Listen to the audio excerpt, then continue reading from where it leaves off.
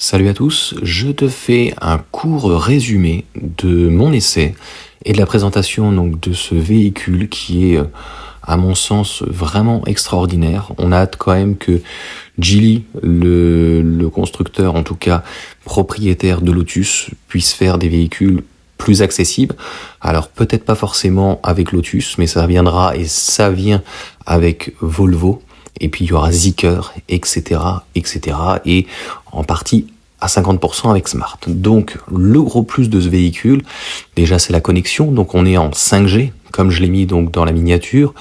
On a un lidar, donc clairement en termes de radar, on ne fait pas mieux.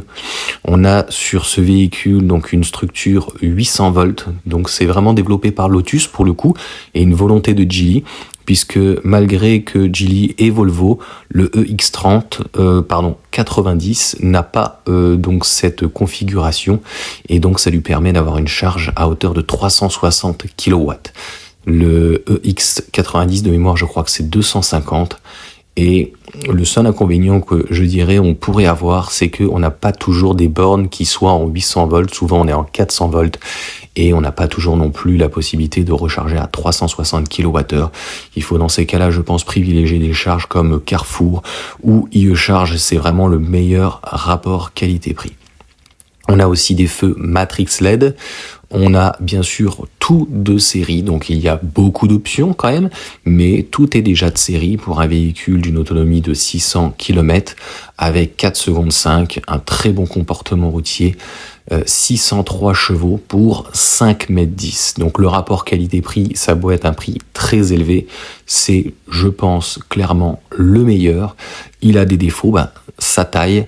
Il n'a actuellement pas de mode break. Il n'y a pas par rapport à Tesla, si on peut dire, qui est la référence au niveau des voitures électriques, de mode sentinelle, alors qu'il a énormément de caméras, mais aussi de radars, etc., etc.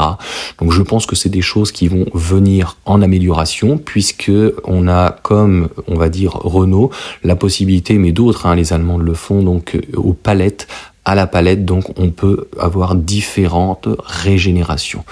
Donc clairement, j'avais intitulé Porsche n'a qu'à bien se tenir, parce que clairement, Lotus a véritablement fait très très fort avec son véhicule. Moi, j'ai hâte d'avoir, alors non pas la berline là qui va arriver, qui a un nom à coucher dehors, mais clairement un plus petit modèle qui va concurrencer à la fois peut-être Porsche avec le Macan et de l'autre côté le modèle Y sur la partie performance.